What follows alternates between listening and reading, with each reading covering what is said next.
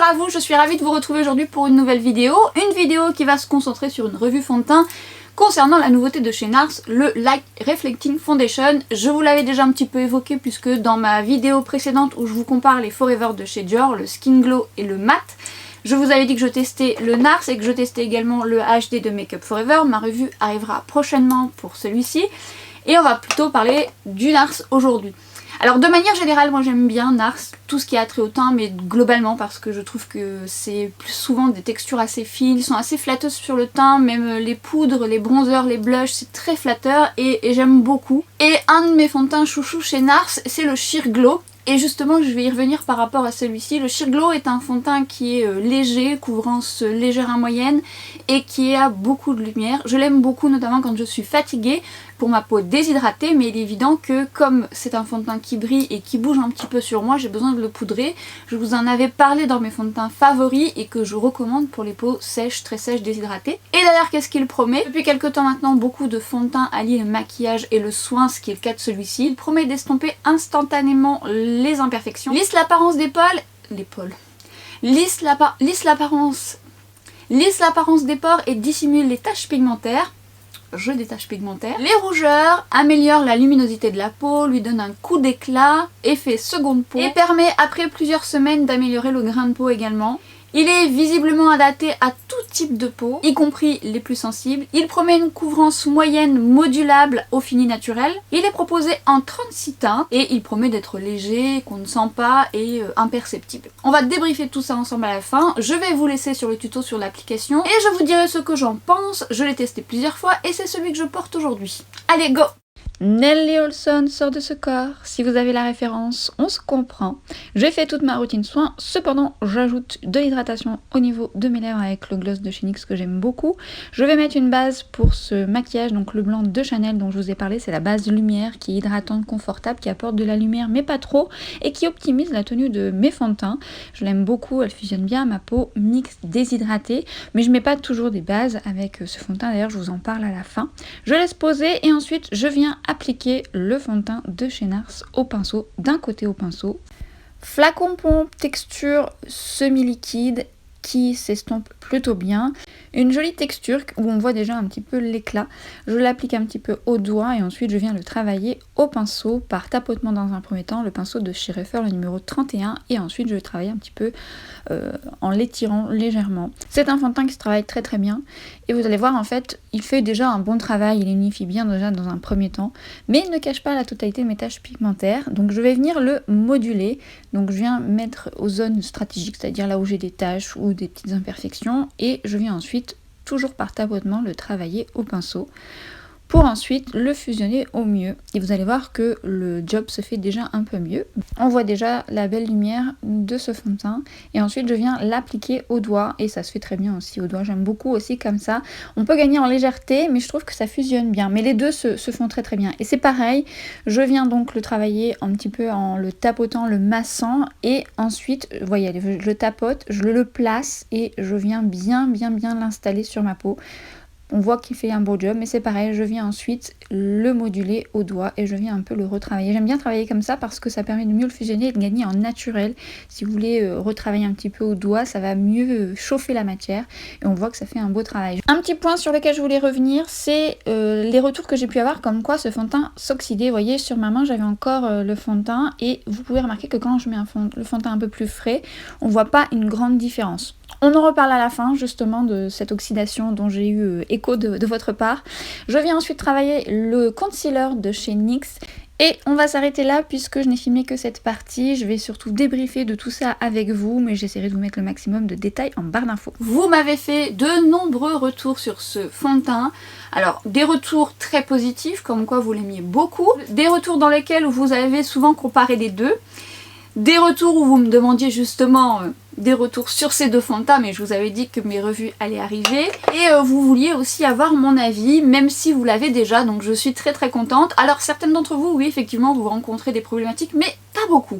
J'ai pas eu de retours, trop de retours négatifs. Concrètement, j'ai quand même eu de bons retours. Évidemment par rapport à votre type de peau, je peux comprendre qu'il y a eu parfois un petit peu de réglage à faire.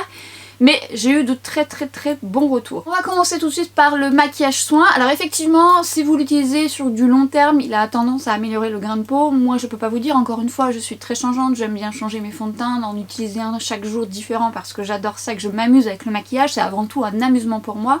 Et j'aime bien en tester, donc forcément j'ai pu le tester quelques jours d'affilée, mais pas 6 semaines d'affilée puisque j'ai changé, et puis comme je suis en plein test en ce moment, je ne peux pas vous dire si ça améliore le grain de peau, mais vous pouvez peut-être me le dire. Autant vous l'utilisez tous les jours et vous avez peut-être vu une amélioration, n'hésitez pas à le mentionner en commentaire. Par rapport au packaging, j'aime beaucoup, il est pas très grand, il est plutôt compact, il tient dans la main, et même dans un kit pro, quand on en a plusieurs, ça tient plutôt bien. On est sur une texture liquide, mais pas trop. C'est une texture qui s'étire plutôt bien, qui se travaille bien au doigt, au pinceau. Alors à l'éponge, je trouve que ça absorbe encore trop de produits. Bon, après moi je suis pas une adepte de l'éponge, je préfère travailler au doigt, aux mains, ou au pinceau, et c'est vrai que au doigt je trouve que ça réchauffe la matière et ça le sublime. Évidemment parfois vous pouvez gagner en légèreté quand vous travaillez avec les mains, mais je trouve que ça se fait bien, mais ça se fait bien également en pinceau. Il promet d'être lumineux et d'apporter de l'éclat, et effectivement il est lumineux, il apporte de l'éclat, mais il n'est pas trop lumineux. C'est un lumineux naturel, mais évidemment ce lumineux va apparaître de manière différente selon votre type de peau. Je m'explique, si vous avez une peau grasse, il va paraître beaucoup plus lumineux et peut-être dérangeant pour vous, mais ça on y reviendra par rapport à votre type de peau. Et pour les peaux sèches, si vous avez besoin de confort, il se peut que la lumière soit moins présente que sur une peau grasse. Ça dépend encore une fois de votre type de peau. Mais il reste quand même avec un bel éclat. Il en faut peu, mais malgré tout ça promet une couvrance moyenne modulable avec un effet naturel. Alors effectivement c'est une couvrance, je dirais plutôt une couvrance légère, moyenne, moins. Alors ça dit que ça unifie le teint, ça promet de dissimuler les taches brunes, alors c'est ma problématique. Je trouve que la couvrance reste moyenne avec ses limites, même au niveau du fait de le moduler.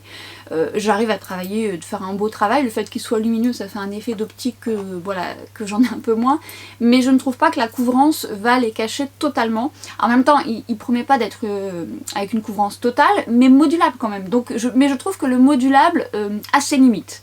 Ça reste quand même correct. Mais je m'attendais à un poil plus. Il promet de faire un effet naturel, ça je suis assez d'accord. Voilà, bien évidemment quand on se maquille, ça, si on a des taches pigmentaires et qu'on unifie son teint, ça se voit dans le sens où forcément le avant-après. Mais voilà, il est fin, il fait vraiment un effet seconde peau, il est très joli sur la peau. Maintenant, il promet de lisser et de flouter un peu les pores. Alors ça, pour le coup, je ne trouve pas qu'il a un effet waouh comme ça, lissant et flouteur de pores. Il ne fait pas l'effet inverse par contre. Je ne vois pas un lissage, mais je ne vois pas quelque chose qui les met en avant. Donc c'est déjà bien dans ce sens-là aussi. C'est un fond de teint qui, lorsque vous allez l'appliquer, va légèrement coller, pas trop mais légèrement. Mais laissez-le un petit peu poser, moi j'aime bien faire mon teint et après je vais m'occuper de mes yeux. Alors ça dépend si vous préférez faire vos yeux avant. Mais après le côté collant va disparaître. Donc je trouve qu'il fusionne bien avec la peau et même mieux après. On m'a fait le retour qu'il avait tendance à oxyder très légèrement sur moi, mais pas autant que ce qu'on m'a fait comme retour, parce que j'ai eu quelques personnes qui me disaient oui ça oxyde vraiment d'un ton voire parfois deux. En tout cas ma teinte non, que j'ai pris la teinte Punjab et qui me va parfaitement, qui me va bien. Donc non, je trouve que ça matche plutôt bien. C'est un fond de teint vers lequel j'aime bien aller lorsque effectivement j'ai besoin d'un coup d'éclat, quand le teint est un peu fatigué. Son lumineux n'est pas trop glowy, il n'est pas gras et du coup voilà, ça fait vraiment effet naturel et ça c'est vrai, c'est ce qu'il promet. La couvrance moyenne, oui on peut arriver à une couvrance moyenne mais ça n'ira pas au-delà, mais ça dépend de ce que vous recherchez, de ce que vous aimez. Moi j'aime que mon fond de teint soit modulable, travailler en toile de fond et qu'il soit modulable vraiment bien. C'est-à-dire que j'ai besoin vraiment que je puisse cacher mes taches pigmentaires sans passer par un correcteur, ça m'évite de prendre 36 000 produits. On va dire que là j'arrive à travailler un petit peu sur mes taches, mais voilà, ça sera pas une totale couvrance, mais le résultat est quand même très joli. Mais disons, si on prend l'exemple du Forever Skin Glow de chez Dior que j'aime énormément, et bien j'arrive un peu plus à moduler ce fond de teint où j'arrive à une couvrance presque moyenne plus. J'arrive à camoufler entre guillemets mes imperfections, enfin mes taches pigmentaires. Mais il est bien. Le rendu est vraiment très beau. Franchement il est vraiment très beau, je l'ai essayé seul, je l'ai essayé avec plusieurs bases. Même seul je l'aime bien. Avec certaines bases, parfois je vais mettre sur ma zone T une base qui va contrôler un peu mieux la matité parce que effectivement il est lumineux, mais c'est comme un lumineux très naturel qui renvoie la lumière mais pas trop, pas avec cet effet gras comme je vous disais. Et du coup je le trouve beau même comme ça. Après j'ai une peau mixte à tendance déshydratée, donc forcément sur ma zone T ça a tendance à migrer, mais je trouve que la tenue est plutôt pas mal. Mais je poudre quand même. Alors, les retours que j'ai pu avoir par rapport à votre type de peau, eh bien c'est assez large, j'avoue. J'ai eu des personnes qui ont la peau mixte déshydratée comme la mienne, des peaux sèches, des peaux grasses, j'ai eu des peaux sensibles et des peaux où vous avez tendance à avoir les fonds de teint qui accrochent, et ça se passe très bien. Donc effectivement, quand NARS annonce que le fond de teint peut être destiné à tout type de peau, il y a eu pas mal de retours dans ce sens-là. Alors après, moi je dis toujours que tout type de peau c'est quand même bien trop large. On est tellement unique, on a tellement une peau unique que ça peut pas convenir à tout le monde à 2000%. Mais globalement c'est vrai qu'il est vraiment pas mal et qu'en plus de ça, il a vraiment cette texture très fine qui apporte vraiment un bel effet naturel en faisant un très joli travail. Vous m'avez demandé de le comparer au Charlotte Tilbury. Beaucoup, vous êtes nombreux à m'avoir demandé bah tiens tu peux voir si c'est un peu la même chose. Alors on est effectivement sur un fond de teint qui va être lumineux un peu comme le Charlotte Tilbury, c'est vrai. Maintenant on n'est pas du tout sur la même texture. Oui c'est vrai, le rendu va avoir une belle lumière comme le Charlotte Tilbury, mais vous voyez le Charlotte Tilbury va être un petit peu plus émollient, je dirais même presque plus adapté pour peau sèche, même si celui-ci fonctionne bien, parce qu'il va avoir ce côté un petit peu plus confortable. Ensuite, je trouve par exemple le Charlotte Tilbury, je préfère, il est plus joli au doigt. Tandis que celui-ci au doigt et au pinceau, ça se fait très bien. Il y a une différence, il est plus crémeux, il a une texture plus épaisse entre guillemets, celui-ci est plus liquide. Après en termes de couvrance, on est un peu sur la même chose. Le Charlotte Tilbury a une couvrance moyenne avec ses limites également. Mais effectivement on a un beau lumineux. Alors est-ce que vous devez acheter le NARS si vous avez Charlotte Tilbury, j'ai envie de vous dire, si vous êtes addict comme moi, bah... faites comme vous voulez. Maintenant, oui, ça reste un peu un fond de teint un peu lumineux, mais vous savez, comme on a tous une peau unique, il se peut quand même que celui-ci vous plaise d'autant plus, et même plus que le Charlotte Tilbury, vous voyez. Moi, les deux me plaisent bien, mais le Charlotte Tilbury a un côté un petit peu plus hydratant, bien que je le porte très souvent et à chaque fois que je le mets je me dis oh, là encore aujourd'hui je me dis oh c'est pas mal du tout, c'est très beau, c'est très joli. Les deux, je les aime bien les deux. Donc voilà, après ça dépendra de plein de facteurs et encore une fois, il se peut qu'il y en a un qui va mieux adhérer à votre peau. Demandez un échantillon, n'achetez pas tout de suite, ou même le Charlotte Tilbury, si vous avez celui-ci, n'achetez pas tout de suite. Voyez si la texture vous convient, comment elle se comporte sur vous. Mais effectivement, lorsque vous me demandez si c'est deux fonds de teint qui vont dans la même lignée, oui, ils promettent de l'éclat, ils promettent d'être un booster d'éclat, maquillage soin. On est sur la même chose, mais on est sur deux textures complètement différentes. Mais le rendu est très joli. Ensuite, par rapport au Sheer Glow, que moi j'aime d'amour aussi, on va dire que le Sheer Glow est plus lumineux. Et il va moins bien tenir sur moi le Sheer Glow, que celui-ci tient quand même beaucoup mieux.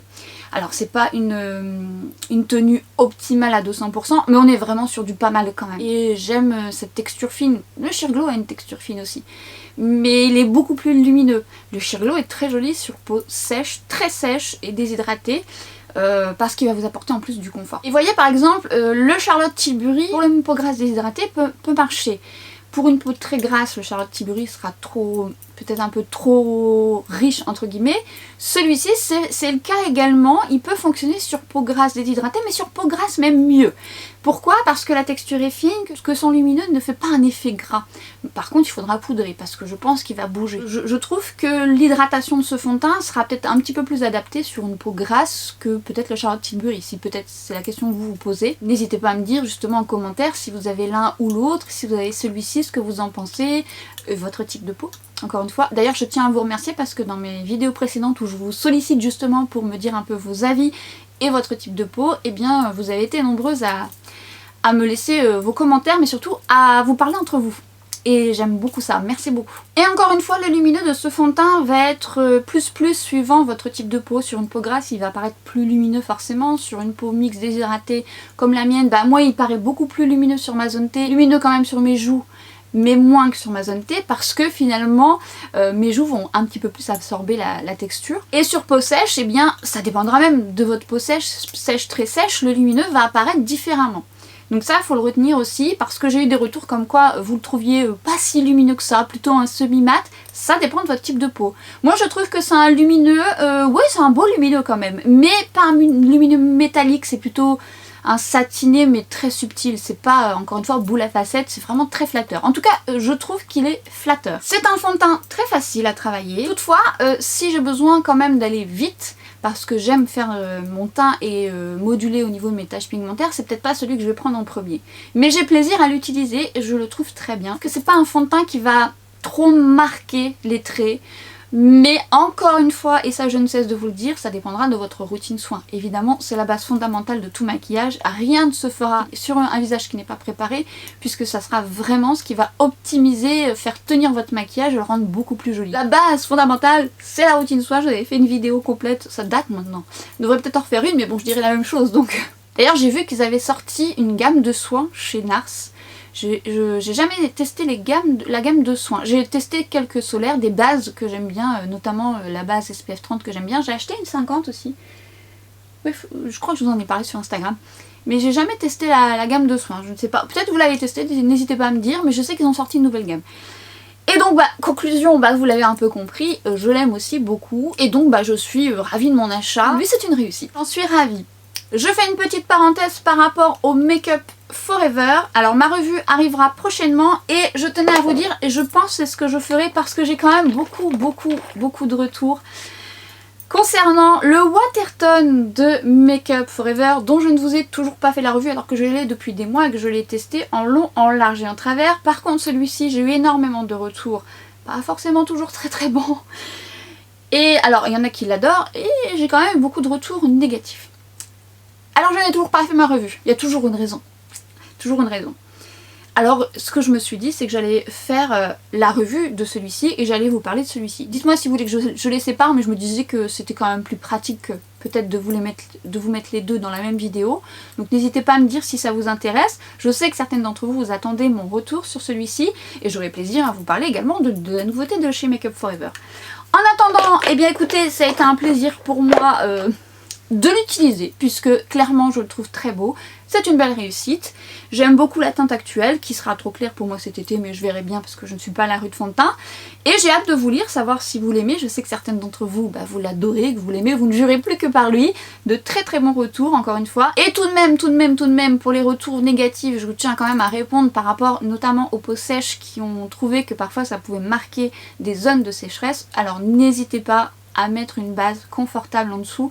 La base va vous permettre d'optimiser le rendu du fond de teint quand il y a une petite problématique. Alors soit vous mettez la Hollywood Flawless Filter, mais là pour le coup il faut aimer le lumineux parce que vous allez accentuer le lumineux, limite même pas. La Hollywood Flawless Filter est vraiment plus métallique que ce fond de teint qui est un lumineux plus subtil. Donc à voir, mais cela dit ça peut être très joli. Mais une base hydratante, confortable, aux zones où vous en avez le plus besoin. Les personnes qui ont rencontré des problématiques au niveau du menton, ça j'en ai eu quelques-unes, où ça marquait au niveau du menton. N'hésitez pas à mettre cette base juste là, ciblez les zones où vous en avez besoin. Vous n'êtes pas obligé d'en mettre partout parce que parfois vous mettez une base hydratante et ça peut le faire glisser parce que justement votre peau n'en a pas besoin. Donc le fait de cibler les zones où vous en avez besoin va permettre de mieux le rendre plus homogène on va dire et de lui permettre de mieux tenir. Parce qu'effectivement, si ces zones-là ont tendance à manquer de confort, ça reste un fond de teint certes avec un soin, ça va pas remplacer ce qui doit être fait avant, c'est-à-dire la base, la routine. Et encore une fois, parfois la routine, quand on a une peau sèche, très sèche, on a besoin d'un confort supplémentaire. Alors utilisez des bases qui vont vous permettre de pallier justement à ce manque aux zones ciblées parce que, encore une fois, vous avez des zones qui n'en ont pas besoin. Donc ça peut être une option. Voilà, je m'arrête ici. J'espère que ça vous a été utile. J'ai hâte également de vous lire par rapport au retour sur ce fond de teint. Et on se retrouve très prochainement pour peut-être la revue du Make Up Forever ou une autre vidéo entre temps. En attendant, je vous retrouve très vite sur Instagram, sur TikTok. Et puis à bientôt pour une prochaine vidéo. Ciao!